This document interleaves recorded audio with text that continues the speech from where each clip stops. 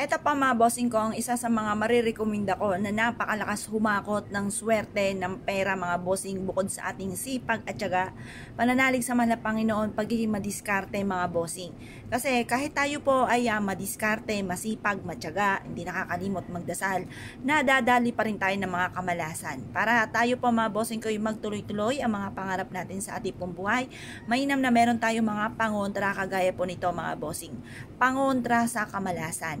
Ang bawang mga bossing ko, isa sa mga subok na nagtataboy ng mga negatibong espiritu mga bossing. At ito pa mga bossing ko, ultimo sa mga napapanood natin, nagdidikdik ng bawang at katambal po nito mga bossing ko ay asin. At ito po'y ginagawang proteksyon para layuan ng mga masamang espiritu. Bukod po dyan mga bossing ko, mabisa rin po itong pantaboy ng mga kamalasan. Kung ikaw po'y minamalas mga bossing ko, ay mainam na gamitan nyo po nito. Lalo-lalo na mga bossing ko sa panahon ngayon. Dahil minsan mapapaisip ka, mapapagod ka. Bakit ganon? Masipag naman po kayo pero lagi pa rin minamalas at hindi natutupad ang mga pangarap.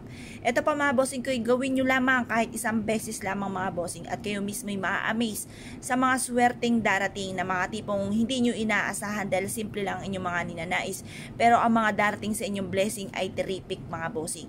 Malakas itong humakot ng swerte, lalo-lalo na tungkol sa usapin ng pera at pantaboy ng kamalasan. Mainam na meron tayong ganito mga bossing dahil ang taong mahilig sa mga ganito, naniniwala sa ganito ay mas lumalakas ang kanyang kumpiyansa sa kanyang sarili na makakamit niya ang kanyang mga pinapangarap at siya ay suswertihin. Kaya nga po nanonood kayo ng mga pampaswerte dahil nais nyo na kayo'y swertihin. Lalo-lalo na kung ikaw ay gagawa mga bossing ko ng mga pampaswerte. Ito pa mga bossing ko, marirekomenda ko na gawin nyo po ito sa umaga ng mga bandang 6:30 or kaya po alas 7, magbibilad tayo hanggang alas 8 lang ng umaga, tapos kunin nyo na po ito at ilagay sa inyo pong bag, ilagay sa inyo pong pouch, o ilagay sa inyo pong bulsa, ilagay nyo po ito sa inyo pong pitaka, ang dulot nito ay swerte.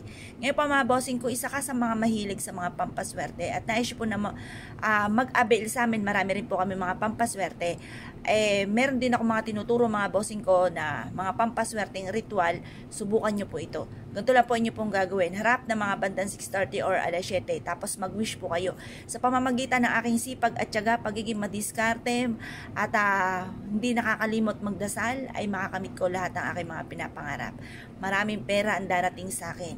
Siksik-liglig at aapot, maraming blessing ang darating. Ganun po ang pag-wish na walang gamit na sana, direct to the point mga bossing. Kung isa ka sa mga mahilig sa mga pampaswerte, mag-wish ka na ng todo-todo. Pero lagi yung tatandaan, kung todo-todo ang mga wishes, todo-todo din ang pagkayod mga bossing. Baka naman po mga bossing ko, mansyon ang pangarap pero ang kayod ay hindi po mansyon. Nako mga bossing, huwag ka nang umasa na magiging mansyon pa. Kailangan talaga sipag at syaga, lalo na sa panahon ngayon.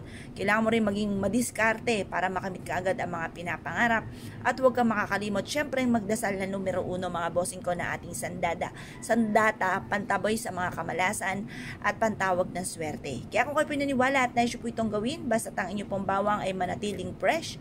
Pag po ito'y natuyo na mga bossing ko, itapon nyo lamang po ito sa basurahan at ito pa mga bossing ko, ipalitan nyo ulit ng panibago na sariwang-sariwa na bawang para mas mabilis nating ma-achieve ang ating mga pinapangarap.